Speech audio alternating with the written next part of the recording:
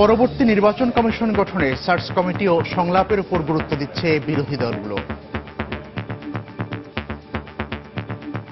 জাতীয় ঐক্যবোধের পরিপ্রেক্ষিতে নির্বাচনের প্রক্রিয়া করতে হবে, তাহলে এটা একমাত্র নিরপেক্ষ গ্রহণযোগ্য অংশগ্রহণকারী নির্বাচন হতে পারে।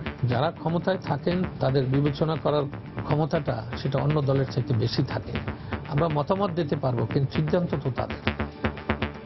তবে ইসি গঠনের রাষ্ট্রপতির ওপরই আস্থা রাখতে চায় ক্ষমতাসীন আওয়ামী লীগ। সব রাজনৈতিক দলগুলোর সঙ্গে বৈঠক করলেই যে সকল সমস্যার সমাধান হয়ে যাবে, বাংলাদেশে কিন্তু এরকম উদাহরণ কেউটি নেই। এটার সিদ্ধান্ত সম্পূর্ণ মহামান্য রাষ্ট্রপতির। এই ছিলেন সময়ের বিশেষ শিরোনাম। দুপুরের সময়ের সঙ্গে আছি আমি নিয়ামতুল্লাহ বাবু এবং আমি মিজানুর রহমান খবির। এবার অন্যান্য শীর্ষ সংবাদ। রাজশাহীর বাগমারায় ইউপি চেয়ারম্যান প্রার্থীর বিরুদ্ধে জেএমবি সম্পৃক্ততার অভিযোগ। সুষ্ঠু নির্বাচন নিয়ে শঙ্কা, সজাগ আইন শৃঙ্খলা রক্ষা বাহিনী। রাজধানীতে অজ্ঞান পার্টির খপ্পরে পড়ে গত এক মাসেই সর্বস্ব হারিয়েছেন শতাধিক মানুষ। অভিযান চলছে, দাবি পুলিশের, সচেতন হওয়ার পরামর্শ। বাজারে উঠতে শুরু করেছে শীতের আগাম সবজি। ভালো দাম পাওয়ায় খুশি চাষিরা। খুচরা বাজারে দাম বেশি রাখার অভিযোগ ক্রেতাদের।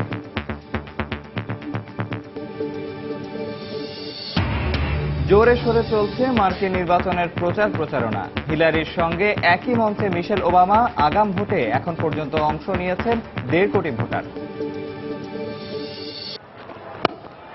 Goes again, finds the gap, same result. This time bat is raised. Terrific 100 from Tamim Iqbal. ইংল্যান্ডের বিপক্ষে মিরপুরে দ্বিতীয় টেস্টের প্রথম দিনে তামিমের রাজকীয় শতক। দ্বিতীয় উইকেটে রেকর্ড জুটিতে ব্যাটিংয়ে আস্থার আলো টাইগারদের।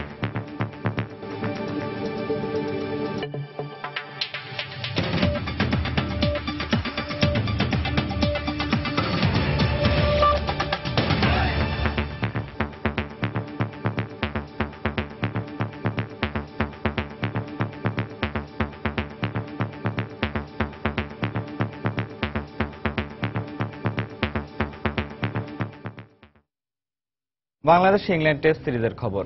সিরিজের শেষ টেস্টে ইংল্যান্ডের মুখোমুখি হয়েছে বাংলাদেশ। মিরপুরে টস জিতে ব্যাট করছে স্বাগতিকরা।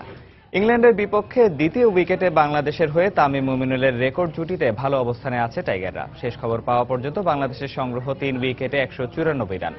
ইংল্যান্ডের বিপক্ষে চলতি সিরিজে প্রথমবার টস জেতা বাংলাদেশের শুরুটা ভালো হয়নি। দিনের তৃতীয় ওভারে ব্যক্তিগত 1 রানে আউট হন ইমরুল কায়েস।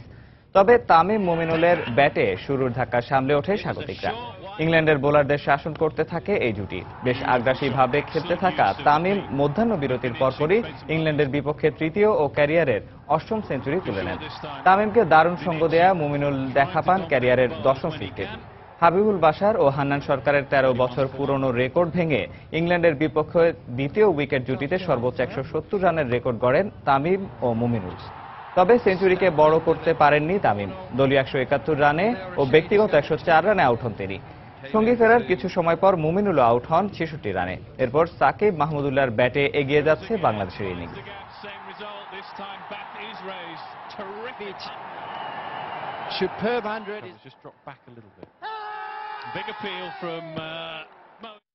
মিরপুরের সিরিজের দ্বিতীয় টেস্টে ইংল্যান্ডের মুখোমুখি হয়েছে স্বাগতিক বাংলাদেশ। দর্শক, এই মুহূর্তে মিরপুর শেরে বাংলা স্টেডিয়ামে আছেন রিপোর্টার তারেক হাসান শিমুল। সবশেষ খবর জানতে আমরা এখন সরাসরি চলে যাচ্ছি তার কাছে। শিমুল।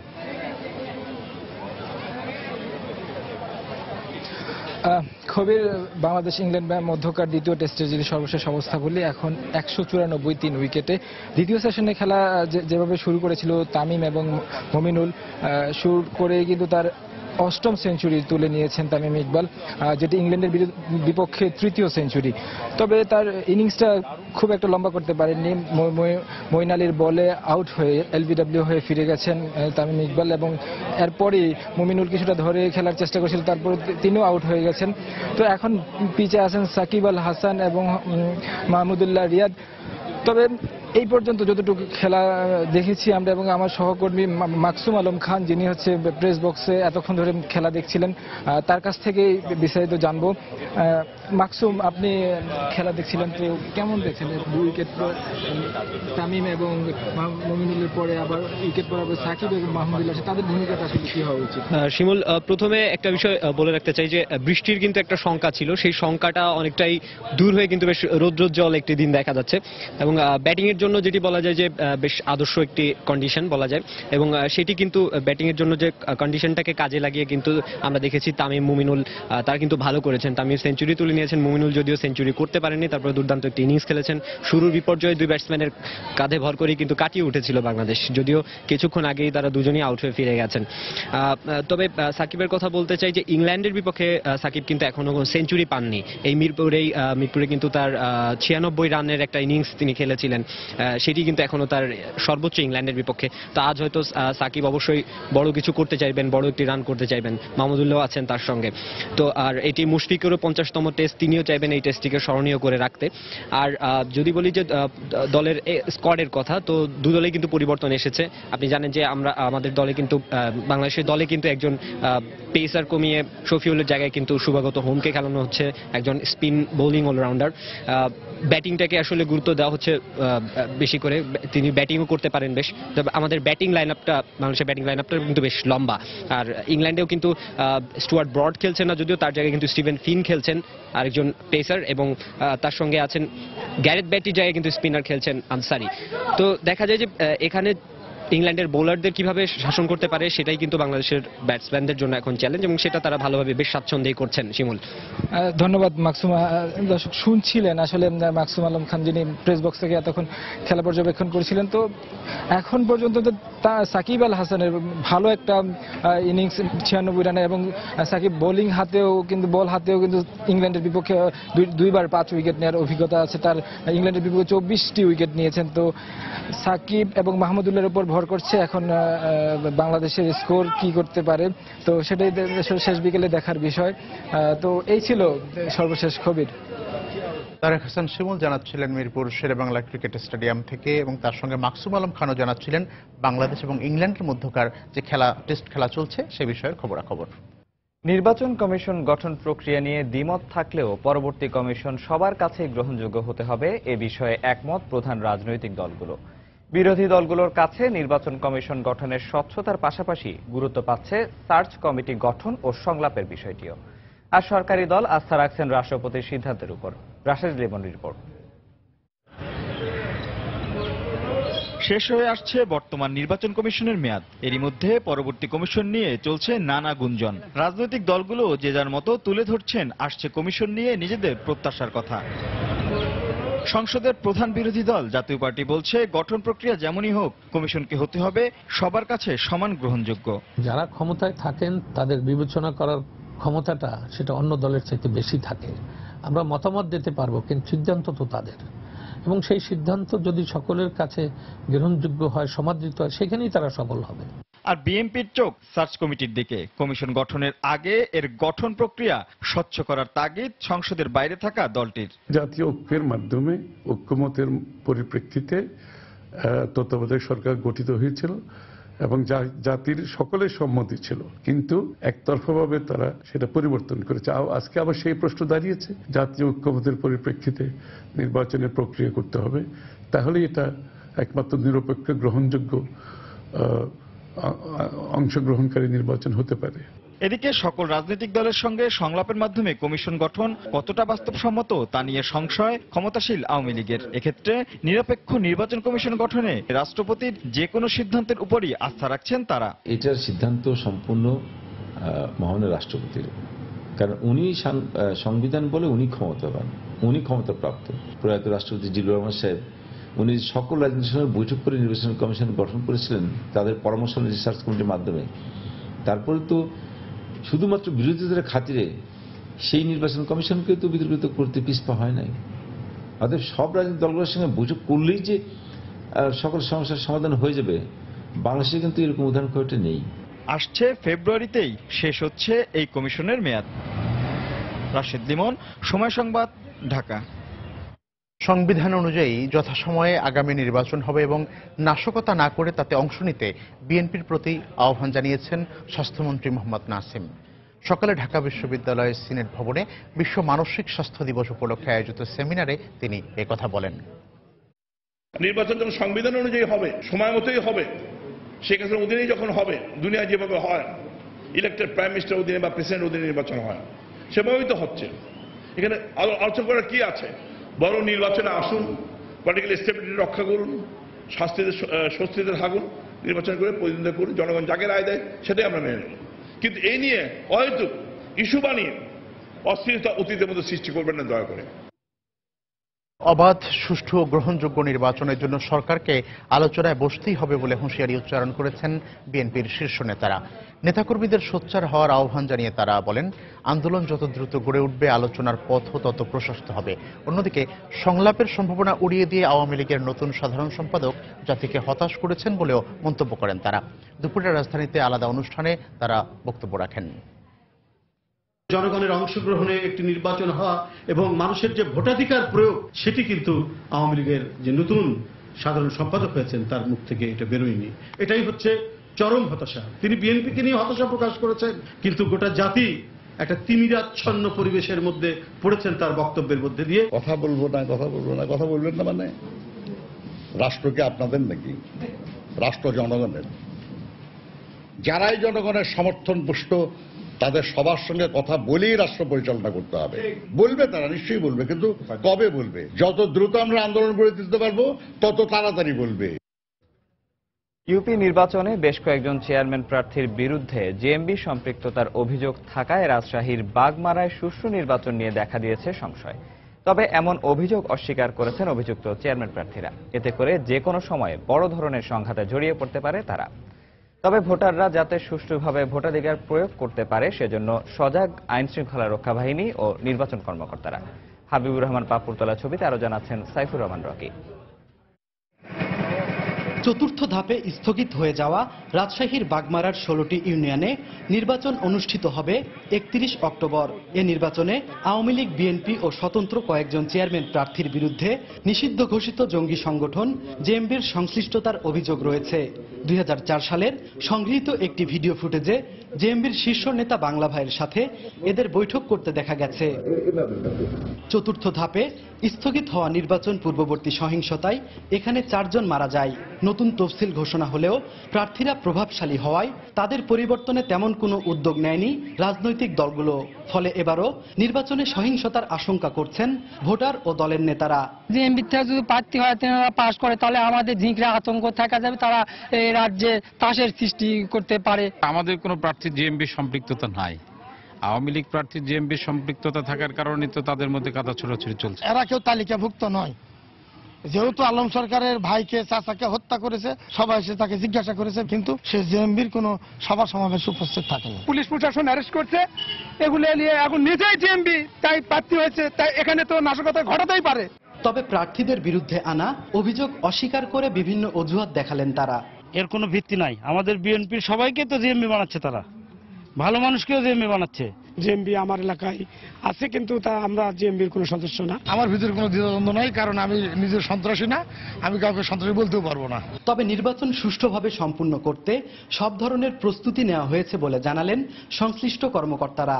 যেহেতু সারা দেশে অন্য কোথাও এত বড় নির্বাচন নাই, এই কারণে আমরা গতবারের চেয়ে প্রশাসনের সকল সাপোর্ট অধিক পাবো। প্রতিদিন চেকপোস্ট করছে, অবৈধ অস্ত্র উদ্ধার সহ সকল অভিযান পরিচালনা হচ্ছে। বাগমারায় 16টি ইউনিয়নে মোট ভোটার 2,42,000 আর চেয়ারম্যান প্রার্থী 64 মেম্বার 429 জন এবং সংরক্ষিত মেম্বার পদে 129 জন প্রার্থী প্রতিদ্বন্দ্বিতা করছেন। সাইফুর রহমান রকি, সময় সংবাদ, বাগমারা, রাজশাহী। দুপুরের সময় আরো থাকছে পুরাতন জেলখানার ইতিহাসকে জনসাধারণের সামনে তুলে ধরতে 1 নভেম্বর থেকে শুরু হচ্ছে আলোকচিত্র প্রদর্শনী। দর্শনীর বিনিময়ে উন্মুক্ত থাকবে সবার জন্য। এবং গাজীপুরে 14টি পেট্রোল বোমা সহ হরকাতুল জিহাদের 4 সদস্য আটক, ককটেল ও বিপুল পরিমাণ জঙ্গিবাদী বই জব্দ।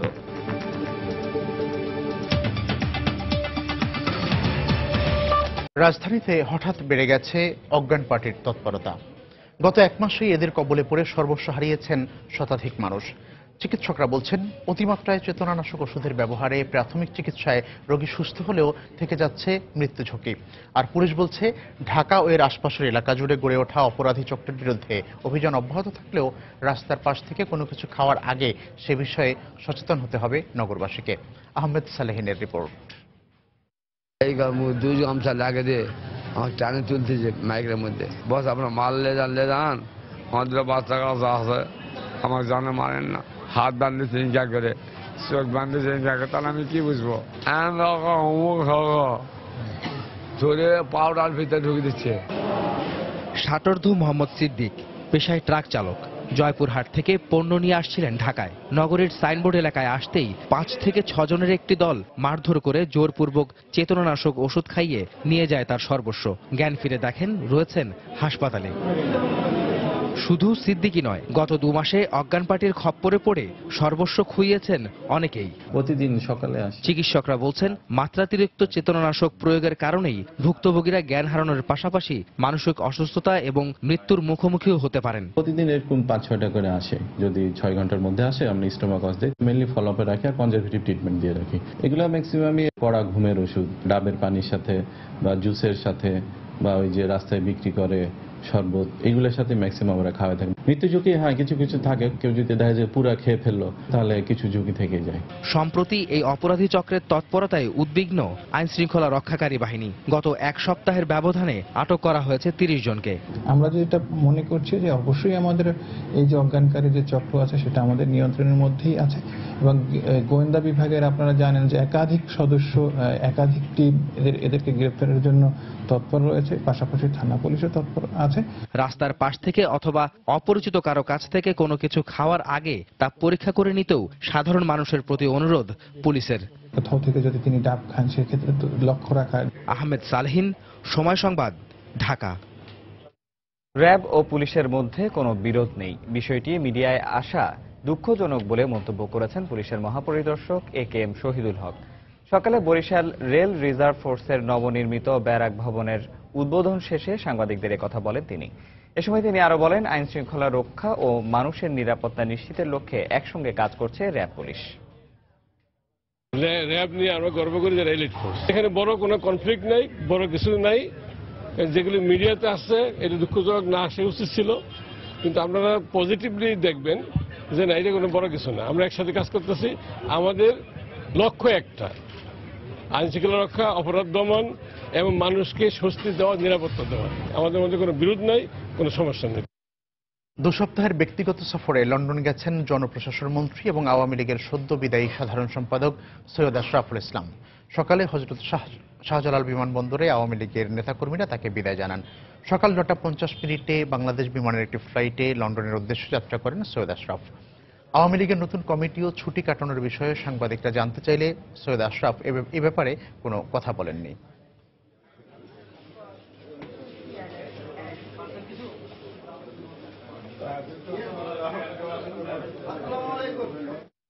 জাতীয় 4 নেতার কারাবাসের প্রেক্ষাপট তুলে ধরতে সংগ্রামী জীবনগাথা শিরোনামে নাজিমউদ্দিন রোডের কেন্দ্রীয় কারাগারে 1 নভেম্বর থেকে শুরু হতে যাচ্ছে 5 দিনের আলোকচিত্র প্রদর্শনী। সকালে কারা অধিদপ্তরের মহাপরিদর্শক সংবাদ সম্মেলনে আলোকচিত্র প্রদর্শনীর বিভিন্ন আয়োজন নিয়ে সাংবাদিকদের সাথে কথা বলেন। তিনি জানান, 3রা নভেম্বর জেল হত্যা দিবস উপলক্ষে 228 বছরের পুরনো কারাগারটি টিকিটের বিনিময়ে সাধারণ জনগণের সামনে উন্মুক্ত করা হবে। এছাড়াও কারাগারের ভেতর প্রথমবারের মতো এমন প্রদর্শনীর মাধ্যমে সাধারণ মানুষের কাছে নতুন অনেক বিষয় উন্মোচিত হবে বলেও মন্তব্য করেন তিনি। এ সময় পুরাতন জেলখানার ইতিহাসকে জনসাধারণের সামনে তুলে ধরতে নানা ধরনের প্রয়াস নেওয়া হচ্ছে বলেও জানান তিনি।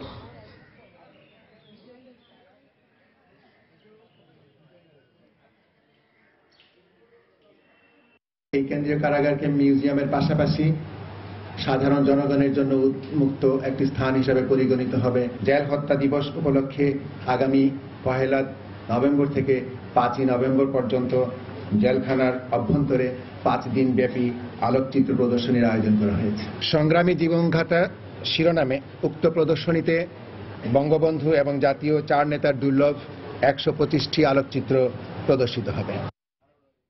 গাজীপুরে 14টি পেট্রোল বোমা সহ হরকাতুল জিহাদের 4 সদস্যকে আটক করেছে পুলিশ।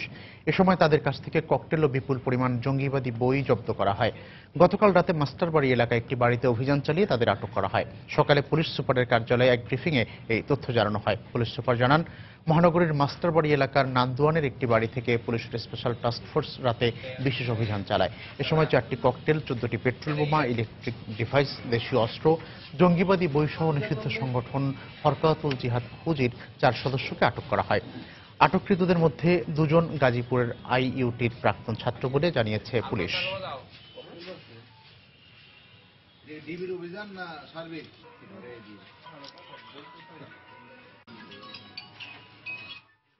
এরা এক সময় এদের মধ্যে একজন জিহাদ করার জন্য তারা শহীদ হওয়ার জন্য আরকানে গিয়েছিলেন। তারা হলেন আইইউটির ছাত্র এবং তারা স্কুল কলেজের বিভিন্ন ছাত্রছাত্রীর কাছে যায়, গিয়ে তাদের ব্রেইন ওয়াশ করে তাদেরকে হরকাতুল জিহাদের পথে নিয়ে যাচ্ছে এবং তারা বিভিন্ন লিফলেট বিভিন্ন লিফলেট তারা বিতরণ করেছে, কিভাবে তারা মানুষকে মারতে হবে, কিভাবে কিছু লোককে আবার ব্রেইন ওয়াশ করে নিয়ে আসতে হবে, ধরনের কার্যক্রম তারা চালাচ্ছে। তারা বিভিন্ন ধরনের বিস্ফোরক এবং সরঞ্জাম তৈরি করে, কিভাবে গোয়েন্দাদের তথ্য কালেকশন করতে হয়।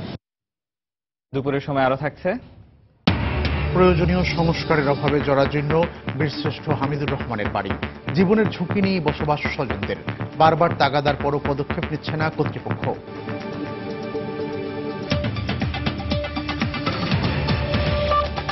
দেশের হাটবাজারগুলোতে উঠতে শুরু করেছে আগাম শীতের সবজি। দাম ভালো পাওয়ায় খুশি চাষিরা। তবে ক্রেতাদের অভিযোগ, পাইকারি বাজারের সঙ্গে খুচরা বাজারের দামের তারতম্য দ্বিগুণেরও বেশি। বগুড়া থেকে বিস্তারিত মাজেদুর রহমানের রিপোর্টে। গত কয়েক মাসে লোকসানের পর এবার আগাম শীতের সবজি বিক্রি করে হাসি ফুটেছে কৃষকের মুখে। এ মূল্য আরো কিছুদিন থাকলে বিগত দিনের ক্ষতি পুষিয়ে নিয়ে ভালো অবস্থানে যেতে পারবে বলে আশা এলাকার সবজি চাষিদের। আজকে ফুলকপি আনছিলাম 1500 টাকা মন বেচলাম, বৃষ্টি না হলে আরো লাভ হতো। এখন মূল্যের দাম ভালো, আগের থেকে এখন 800 টাকা মন বিক্রি করলাম। সবজির পাইকারি বাজারের সাথে খুচরা বাজারের তারতম্যটা অনেক বেশি। ক্রেতাদের অভিযোগ, বাজার মনিটরিং না থাকায় বেশি দামে সবজি কিনতে বাধ্য হচ্ছে ভোক্তারা। তরিতরকারির দাম অনেক বেশি, তো এখন এই অবস্থায় যদি একটু কমতো তাহলে আমাদের মনে কিনাটা সাশ্রয়ের মধ্যে থাকতো। এখন খুচরা বাজার আর পাইকারি বাজার যদি সমন্বয় না করে তাহলে আমরা ভোক্তারা তো বড় অসুবিধার মধ্যে পড়ে গেছি। কৃষকের কাছ থেকে যে দামে সবজি কেনা হচ্ছে তার দ্বিগুণ দামে সাধারণ ক্রেতারা সবজি কিনছেন, এ কথা স্বীকার করে পাইকারি বিক্রেতারা কারণ হিসাবে পণ্য পরিবহনের চাঁদাবাজির অভিযোগ করেন। এখান থেকে নিয়ে যাইতে আমার রোডের মধ্যে পুলিশ প্লাস চাঁদা, এই দুইটা যদি না থাকতো তাহলে হয়তো সাধারণ মানুষের দোরগোড়ায় খুব অল্প টাকার মধ্যে পৌঁছে দেওয়া যেত। জেলার বড় সবজির পাইকারি বাজার মহাস্থান, সুলতানগঞ্জ ও রাজাবাজারে প্রতি কেজি ফুলকপি 40 টাকা, মূলা 20 টাকা, বেগুন 40 টাকা, শিম 80 টাকা এবং প্রতি পিস বাঁধাকপি 10 টাকায় বিক্রি হচ্ছে। এবার জেলায় 25,000 হেক্টর জমিতে শীতকালীন সবজি চাষ হয়েছে। মাজেদুর রহমান, সময় সংবাদ, বগুড়া। দেখছেন দুপুরের সময়। টেল সুপ্রিম চেয়ারের পারফেক্ট শেপ আর ডিজাইন আপনাকে দেয় 100% কমফোর্ট। টেল সুপ্রিম চেয়ার। প্রয়োজনীয় সংস্কারের অভাবে জরাজীর্ণ হয়ে পড়েছে 71-এ স্বাধীনতা সংগ্রামের জীবন উৎসর্গ করা বীরশ্রেষ্ঠ হামিদুর রহমানের বাড়ি। এতে জীবনের ঝুঁকি নিয়ে সেখানে বসবাস করছেন তার স্বজনরা। তাদের দাবি, বারবার জানানোর পরও কোনো পদক্ষেপ নেয়নি সংশ্লিষ্ট কর্তৃপক্ষ। ঝিনাইদহ প্রতিনিধি লোটাস রহমান সোহাগের পাঠানো তথ্য ছবি নিয়ে ডেস্ক রিপোর্ট। দেশের স্বাধীনতা সংগ্রামে অসামান্য অবদানের জন্য জাতি যাদের বারবার শ্রদ্ধা ভরে স্মরণ করে, তাদের মধ্যে অন্যতম বীরশ্রেষ্ঠ সিপাহী হামিদুর রহমান। তার পরিবারের দুরবস্থা দেখে 1981 সালে তৎকালীন সামরিক শাসক হুসেইন মোহাম্মদ এরশাদ ঝিনাইদহের মহেশপুরে একটি বাড়ি নির্মাণ করে দেন। কিন্তু সংস্কারের অভাবে এখন সেটির জরাজীর্ণ অবস্থা। ছাদের পলেস্তারা খসে পড়ার পাশাপাশি দেয়ালে ফাটল ধরলেও জীবনের ঝুঁকি নিয়েই সেখানে বসবাস করছেন তার পরিবারের সদস্যরা। আমরা বিভিন্নভাবে যোগাযোগ করেছি, বাড়ির জন্য এস্টিমেটও নিয়ে গেছে ক্যান্টনমেন্ট থেকে। দীর্ঘ 1 বছর এখনো কোনো বাস্তবায়ন হয়নি। এদিকে 71-এর রণাঙ্গনের শহীদ এ বীর যোদ্ধার স্মৃতি ধরে রাখতে এলাকাবাসী তার গ্রামের নাম হামিদনগর রাখলেও সরকারি স্বীকৃতি মেলেনি আজও। বীরশ্রেষ্ঠ হামিদুরির গ্রাম, আমাদের খড়দখালির রাস্তা বাংলাদেশের সবচাইতে ভালো রাস্তা হওয়ার দরকার ছিল, কিন্তু এর মধ্যে কিছুই হয়নি। গ্রামটা যেন হামিদনগর নামে সেখানে বাস্তবায়ন হয়, এটা আমাদের একটা সবার সরকারের কাছে আমাদের একটা আবেদন। যত তাড়াতাড়ি সম্ভব এই নামটা পরিবর্তন করে গেজেট আকারে বাংলাদেশে যেন এটা প্রকাশ করা হয়। অবশ্য এলাকাবাসীর দাবি বাস্তবায়নে প্রয়োজনীয় ব্যবস্থা নেওয়ার আশ্বাস দিলেন জেলা প্রশাসক। এটা আমিও সমর্থন করি এবং এই ব্যাপারে যদি জনগণের প্রাণের দাবি হয়ে থাকে তাহলে আমি ঊর্ধ্বতন কর্তৃপক্ষের যদি দৃষ্টি আকর্ষণ করা প্রয়োজন মনে হয় আমি সেটা করব। 1971 সালের 28 অক্টোবর মৌলভীবাজারের ধাপাই সীমান্তে পাক হানাদার বাহিনীর বিরুদ্ধে সম্মুখ যুদ্ধে শহীদ হন সিপাহী হামিদুর রহমান। সময় সংবাদ, ঝিনাইদহ। ঘ ইউনিটের পরীক্ষার মধ্য দিয়ে শেষ হল 2016-17 শিক্ষাবর্ষে ঢাকা বিশ্ববিদ্যালয়ের ভর্তি পরীক্ষা। সামাজিক বিজ্ঞান অনুষদভুক্ত সমন্বিত এই ইউনিটে একটি আসনের বিপরীতে প্রতিদ্বন্দ্বিতা করছেন 70 জন শিক্ষার্থী। এদিকে ঢাকা বিশ্ববিদ্যালয়ের উপাচার্য মশ আরিফিন সিদ্দিক বলেছেন, ভাবমূর্তি ক্ষুণ্ণ করতেই ভর্তি পরীক্ষার প্রশ্নপত্রের মান নিয়ে অপপ্রচার চালানো হচ্ছে। সকাল 10টা থেকে ক্যাম্পাস সহ রাজধানীর মোট 99টি পরীক্ষা কেন্দ্রে 1,09,000-এরও বেশি শিক্ষার্থী অংশ নেয়, যা এবার ঢাকা বিশ্ববিদ্যালয়ে ভর্তি পরীক্ষায় অংশ নেয়া মোট পরীক্ষার্থীর 1/3। এই ইউনিটে আসন সংখ্যা 1,540টি। পরীক্ষায় 120 নম্বরের এমসিকিউ সমাধানের জন্য সময় ছিল 1 ঘন্টা। আর এসএসসি এবং এইচএসসি পরীক্ষার ফলাফলের উপর নম্বর 80। মোট 200 নম্বরের পরীক্ষায় ভাগ্য নির্ধারিত হবে ভর্তিচ্ছুদের। এদিকে সামাজিক বিজ্ঞান অনুষদ ভবনের কয়েকটি পরীক্ষার হল পরিদর্শন করেন প্রতিষ্ঠানটির উপাচার্য। শিক্ষা মন্ত্রণালয়ের এক প্রেস ব্রিফিংয়ে ঢাকা বিশ্ববিদ্যালয়ের ভর্তি পরীক্ষার প্রশ্নপত্রের মান নিয়ে নেতিবাচক মন্তব্যের প্রতিক্রিয়ায় জানান তিনি।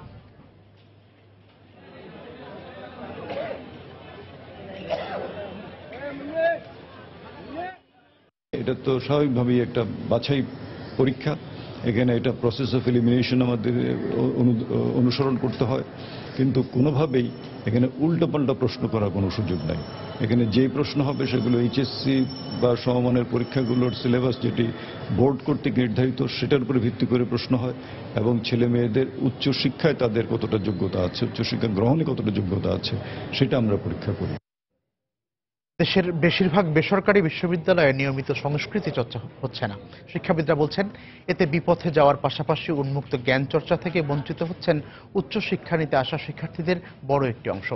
বিশ্ববিদ্যালয় কর্তৃপক্ষের দাবি, অবকাঠামোগত সমস্যা, পড়াশোনার চাপের কারণে অনেক সময় নিয়মিত সাংস্কৃতিক কার্যক্রম পরিচালনা করা সম্ভব হয় না। তবে ইউজিসি বলছে, এ বিষয়ে সব বিশ্ববিদ্যালয়কেই তাগিদ দেওয়া হচ্ছে।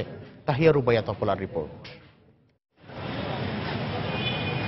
শিক্ষার্থীদের ভবিষ্যৎ কর্মক্ষেত্র আর আধুনিক জ্ঞান বিজ্ঞানের সাথে পরিচিত করে তুলতে যখন উচ্চশিক্ষা প্রতিষ্ঠানগুলো ভূমিকা রাখছে, সেখানে বরাবরই উপেক্ষিত থেকে যাচ্ছে তাদের মানসিক বিকাশের বিষয়টি। বিশেষ করে অধিকাংশ বেসরকারি বিশ্ববিদ্যালয়ে পাঠক্রমের বাইরে নেই কোনো সাংস্কৃতিক কর্মকাণ্ডের চর্চা। বছর জুড়ে 2-1টি জাতীয় দিবস পালন করা হলেও মুক্ত বুদ্ধির চর্চার ক্ষেত্রে নেই কোনো গুরুত্ব।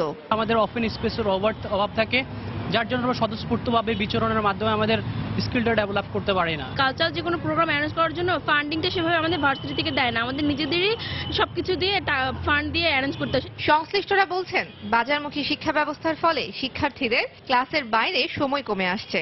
আন্তরিকতার অভাবের পাশাপাশি নেই ক্যাম্পাসে অবকাঠামোগত সুযোগ সুবিধা। ঢাকা বিশ্ববিদ্যালয়ের টিএসসিতে গেলে সবাই দেখা হচ্ছে, প্রাইভেট বিশ্ববিদ্যালয়গুলিতে ইংরেজি বিভাগের ছেলেমেয়ে ইংরেজি বিভাগে, বাণিজ্যের ছেলেমেয়েগুলি বাণিজ্যে, তাদের মধ্যে আদান প্রদানটা নেই। ফলে ক্লাবগুলি যখন হয় সেগুলি খুব বেশি কাজ করতে পারে না। ইউজিসির পক্ষ থেকে বলা হচ্ছে, এ বিষয়ে বেসরকারি বিশ্ববিদ্যালয়গুলোকে একাধিকবার তাগিদ দেওয়া হয়েছে। তবে বিশ্ববিদ্যালয় কর্তৃপক্ষের দাবি, কিছুটা প্রতিবন্ধকতা থাকলেও পাবলিক বিশ্ববিদ্যালয়ের সাথে সমান তালে এগিয়ে যাচ্ছেন তারা। সংস্কৃতি চর্চা, সাহিত্য, এটা আমার মনে হয় পাবলিক ইউনিভার্সিটি থেকে প্রাইভেট ইউনিভার্সিটি কোনো কম নয়। আর প্রাইভেট ইউনিভার্সিটি যেহেতু অল্প জায়গার ভিতরে, এদের আউটডোর গেমস করার মতো যথেষ্ট জায়গা তাদের নেই। ইউনিভার্সিটি হচ্ছে বিশ্বের বিদ্যা। বিদ্যা মানে পুঁথি না, বিদ্যা মানে বই না, বিদ্যা মানে শুধু ক্লাস না, এগুলো হচ্ছে বিদ্যার একটি ক্ষুদ্র অংশ। সুস্থ সংস্কৃতির চর্চার অভাবে শিক্ষার্থীদের ব্যক্তিত্ব ও মানবিক মূল্যবোধের বিকাশ হচ্ছে না। তাই শিক্ষাকে মানসম্মত আর গঠনমূলক করতে একাডেমিক শিক্ষার পাশাপাশি সংস্কৃতি চর্চার প্রতি সমান গুরুত্ব দেওয়ার তাগিদ শিক্ষাবিদদের। তাহিয়া রুবাইয়া তপলা, সময় সংবাদ, ঢাকা। দেখছেন দুপুরের সময়। জলবায়ু ঝুঁকির ক্ষেত্রে উন্নত দেশগুলোর দ্বারাই ক্ষতিগ্রস্ত হচ্ছে বাংলাদেশ। এজন্য তাদের কাছ থেকে ঋণ না নিয়ে ক্ষতিপূরণ হিসেবে অনুদান নেয়ার আহ্বান জানিয়েছেন টিআইবির নির্বাহী পরিচালক ডক্টর ইফতেখারুজ্জামান। সকালে ঢাকা রিপোর্টার্স ইউনিটিতে ট্রান্সপারেন্সি ইন্টারন্যাশনাল বাংলাদেশ সহ কয়েকটি সংগঠনের আয়োজনে জলবায়ুর ন্যায্যতা ঘোষণা নিয়ে সংবাদ সম্মেলন হয়। এতে অংশ নিয়ে টিআইবির নির্বাহী পরিচালক বলেন, জলবায়ু পরিবর্তনে বাংলাদেশ সরকার অত্যন্ত ইতিবাচকভাবে কাজ করে যাচ্ছে, কিন্তু যারা ক্ষতির জন্য দায়ী তাদের কাছ থেকে ক্ষতিপূরণ না নিয়ে ঋণ গ্রহণ করা কোনোভাবেই সামঞ্জস্যপূর্ণ নয়। পাশাপাশি জলবায়ু ঝুঁকির ক্ষেত্রে ভবিষ্যতে বাংলাদেশও যেন অভিযুক্ত দেশের তালিকায় না পড়ে সেদিকেও সতর্ক দৃষ্টি রাখার আহ্বান জানান তিনি। এজন্য পরিবেশ সংরক্ষণের বিষয়টি মাথায় রেখেই শিল্পোন্নয়নের কাজ করার পরামর্শ দেন তিনি।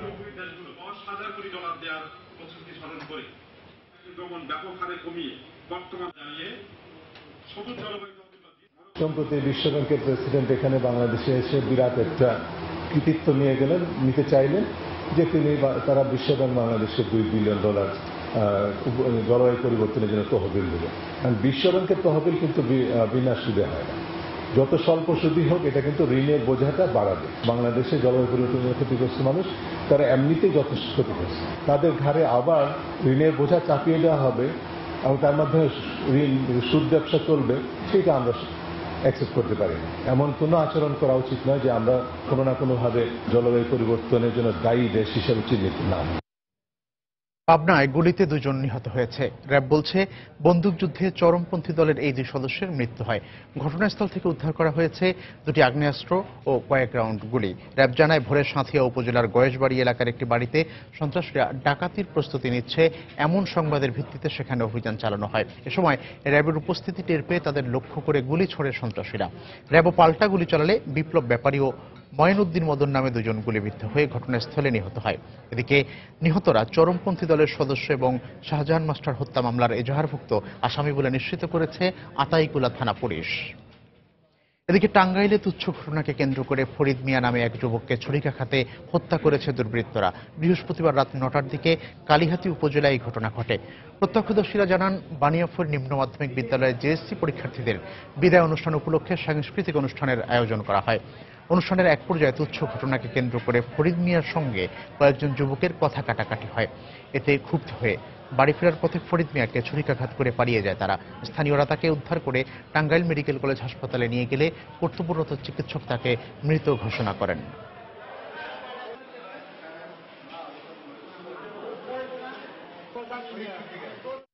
গাজীপুরের কালিয়াকৈরে নিখোঁজের 2 দিন পর স্কুল ছাত্র পান্থ সাহার লাশ উদ্ধার করেছে পুলিশ। এ ঘটনায় জিজ্ঞাসাবাদের জন্য একজনকে আটক করা হয়েছে। পুলিশ জানায়, ভোররাতে উপজেলার আটাবহ এলাকার সোনাইদিয়া বিলে একটি লাশ পড়ে থাকতে দেখে থানা পুলিশের খবর দেন স্থানীয়রা।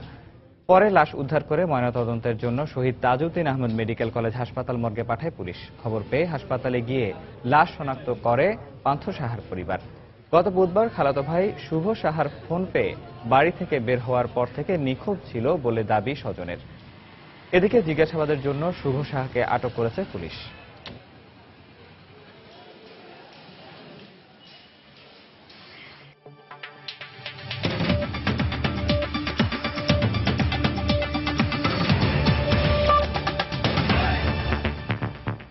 যুক্তরাষ্ট্রের নিরাপত্তার স্বার্থে সিরীয় শরণার্থীদের দেশে প্রবেশ করতে দেবেন না বলে জানিয়ে দিলেন প্রেসিডেন্ট পদপ্রার্থী ডোনাল্ড ট্রাম্প।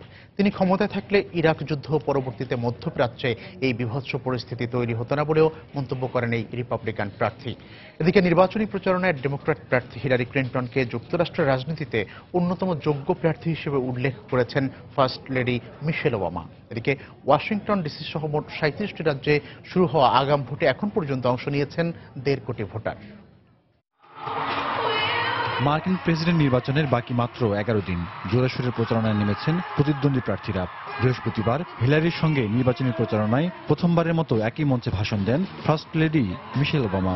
এবারের নির্বাচনের অন্যতম ব্যাটল গ্রাউন্ড রাজ্য নর্থ ক্যারোলাইনায় নির্বাচনী সভায় হিলারিকে যুক্তরাষ্ট্রের রাজনীতিতে অন্যতম যোগ্য প্রার্থী হিসেবে উল্লেখ করেন মিশেল। হিলারির দক্ষ নেতৃত্ব যুক্তরাষ্ট্রের জন্য অত্যন্ত গুরুত্বপূর্ণ। মার্কিন প্রেসিডেন্ট প্রার্থী হিসেবে হিলারি ক্লিন্টনই সবচেয়ে বেশি অভিজ্ঞ। এমনকি বারাক ওবামা, বিল ক্লিন্টনকেও পেছনে ফেলেছেন হিলারি। তাই রাষ্ট্রনায়কের দায়িত্ব নিতে একমাত্র তিনিই প্রস্তুত রয়েছেন।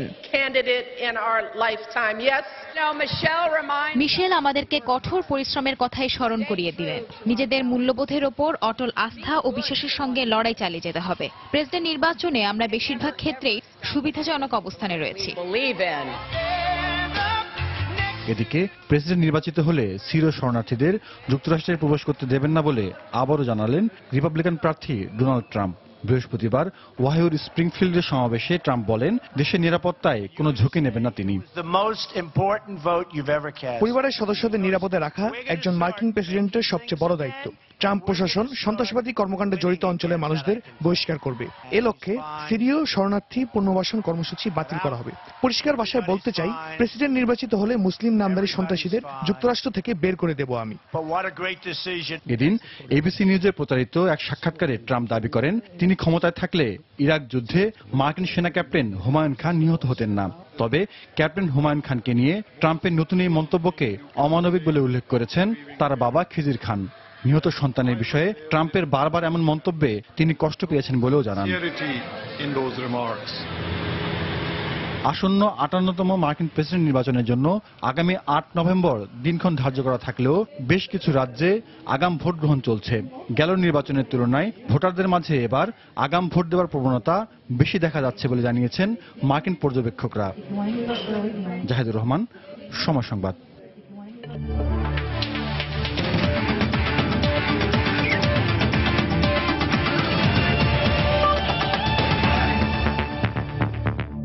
বাংলাদেশ ও ইংল্যান্ডের মধ্যকার দ্বিতীয় শেষ টেস্টে ঘুরে দাঁড়াবে মুশফিক বাহিনী। পাশাপাশি চট্টগ্রামের বোলিং বিভাগ যেভাবে ইংলিশ বয়ের ব্যাটসম্যানদের সামাল দিয়েছে, ঢাকা টেস্টেও সেই ধারাবাহিকতা ধরে রাখবে বলে বিশ্বাস টাইগার সমর্থকদের।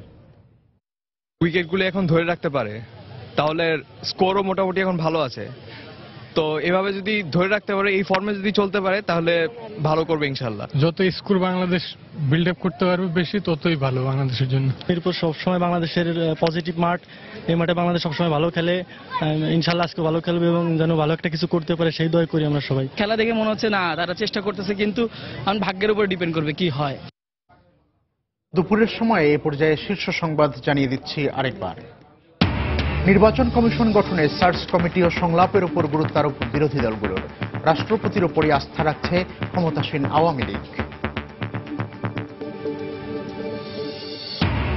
রাজশাহীর বাগমারায় ইউপি চেয়ারম্যান প্রার্থীর বিরুদ্ধে জেএমবি সম্পৃক্ততার অভিযোগ। সুষ্ঠু নির্বাচন নিয়ে শঙ্কা, সজাগ আইন শৃঙ্খলা রক্ষা বাহিনী।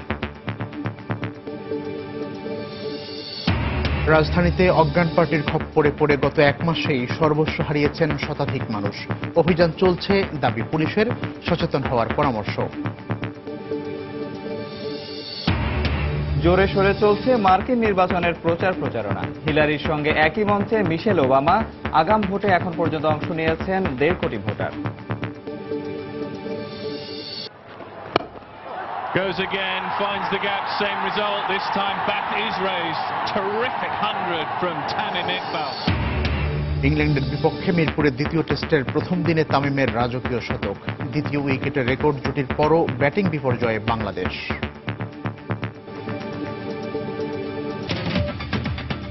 এই ছিল দুপুরের সময়। যে কোনো খবর পেতে ভিজিট করুন সময়নিউজ.tv। সঙ্গে থাকুন সময়।